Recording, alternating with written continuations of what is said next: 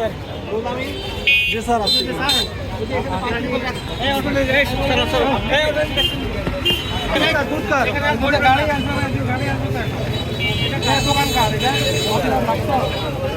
আপনার দোকান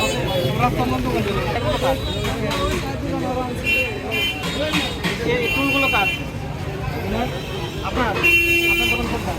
পবিত্র ঈদুল আজহাকে কেন্দ্র করে বিভিন্ন অস্থায়ী পশুর হাট বসেছে এবং আমাদের যে কসবা পৌরসভাটা আছে, তো এইখানটাতে যে বিষয়টা যে দেখা যাচ্ছে যে যানজট লেগে থাকে, মানুষের চলাচলায় অনেক অসুবিধা হয়। তো সেই প্রেক্ষিতে আমাদের ঈদের পূর্বে একটা প্রস্তুতিমূলক সভা আজকে আমরা করেছি।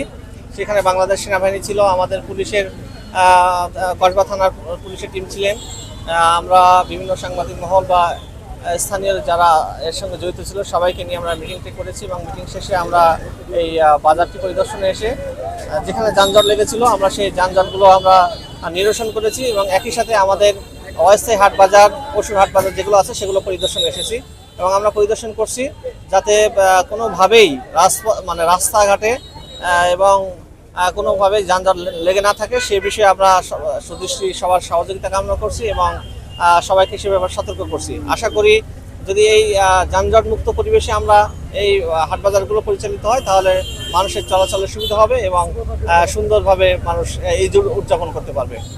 আর আমাদের যে কসবা সুপার মার্কেটের সামনে অনেকে রাস্তা দখল করে তারা আটকে ছিল, রাস্তা দখল করে রেখেছিল।